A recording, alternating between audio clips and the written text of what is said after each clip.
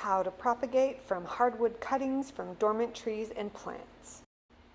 Propagating from cuttings is one of my favorite ways of increasing the number of trees and plants we have without really spending a lot of money. This can become this in a matter of months. These are dormant cuttings from elderberry shrubs and from a raspberry patch. During the dormant season, which is any time during the winter while the plants are dormant, you can take these cuttings from the plants and trees and then make them into new plants. Today we'll show you how to propagate elderberries and raspberries. We pruned some of our raspberries and used some of the raspberry canes as mulch, and some of the raspberry canes we saved to propagate to make into new raspberry plants. We also had some elderberry trees in a spot on our property that we just decided we just didn't really want them there. So we transplanted the elderberries to a better location, and in the process had to cut back some of the roots. So then, to compensate for the decreased roots, we also cut back some of the tree branches of the elderberries. We put the cuttings in a bucket of water for about 24 hours. If we need the cuttings to be in the water longer, we just change the water every couple of days to keep it fresh. This keeps the cuttings alive and hydrated. It's important to keep the cuttings from drying out. Some cuttings work and some cuttings don't, but we always end up with a lot more plants and trees than we started with. And the more we practice, the better we get at it.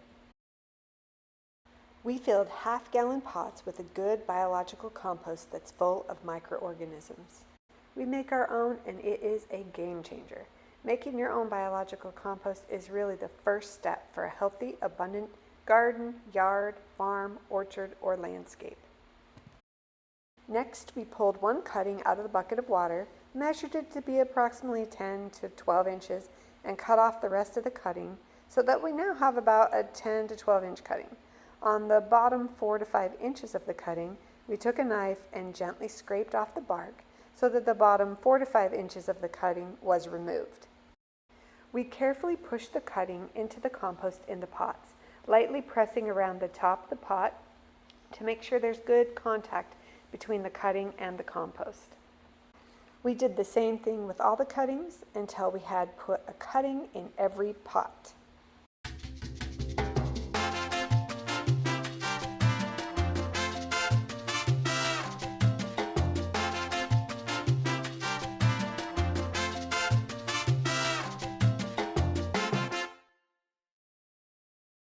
Now that the cuttings are in all the pots, we finished off the pots by putting some wood chips on top as mulch.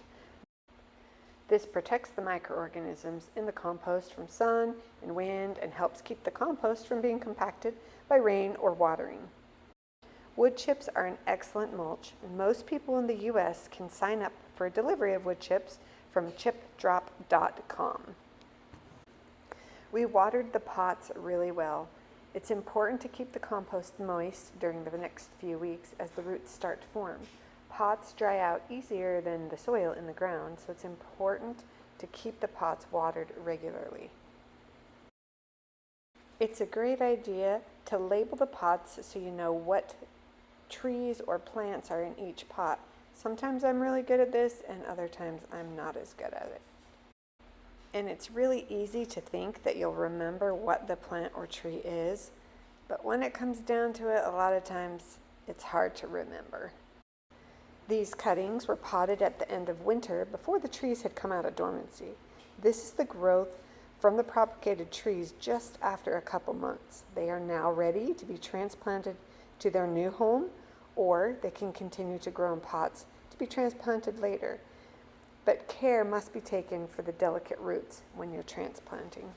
We moved a couple months later, and we brought a bunch of the propagated plants and trees with us when we moved and planted them at our new place. These plants and trees survived being in a car for 3 days and are doing great. One of the first things that we did when we moved into our new house, after building our compost bin, of course, was to plant all these propagated trees and plants that we had brought with us. These trees and plants were just cuttings 5 months ago. They will continue to grow and get bigger each year.